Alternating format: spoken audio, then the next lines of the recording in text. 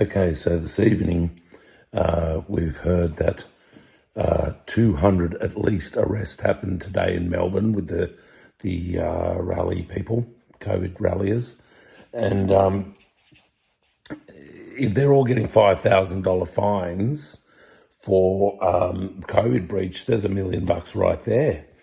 Many of them were done for assaults and all this kind of stuff as well, and damage and whatever else the police threw at them. So there's a lot of fines. One of the things I'm finding really interesting, I wish they would name the groups of people that they are saying have hijacked the event, because they're kind of presenting it that there weren't any tradies there today.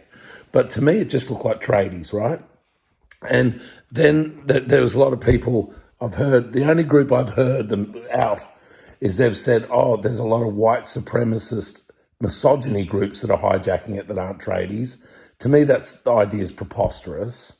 And if I'm honest with you, there was a very, very diverse group of people. You had guys with Scottish accents, you had Tongan-looking guys and Maori-looking guys and white New Zealand accented guys and Middle Eastern-looking guys and Greek-looking guys. I thought it was a very diverse group of all nationalities there, and they all look like tradies to me. So I'd like to know what and everyone keeps saying, well, who are these groups and what are their objectives, these ones that you say are hijacking the thing from the tradies, right?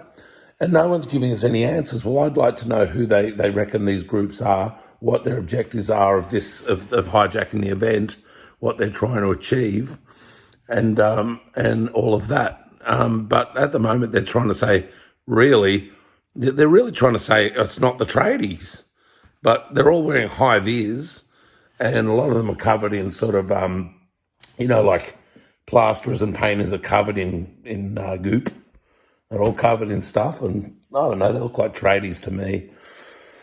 And so I'd like them to tell us, who the different groups are and what nationality they think they are and what they're trying to do. Because I've had a few people say also that they felt that there were groups of international people from other countries that were there to push some agenda as well.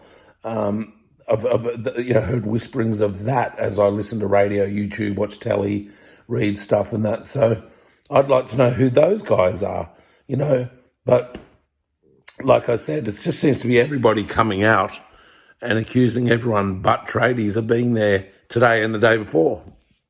They're sort of like, but they won't name the nationalities or the groups, except, like I said, the one that's really been named is they've tried to say there were lots of white supremacists there. But I didn't really think that overall, there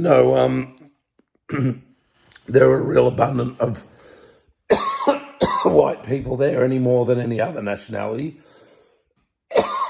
It's all very interesting. Hopefully we'll hear more and learn more.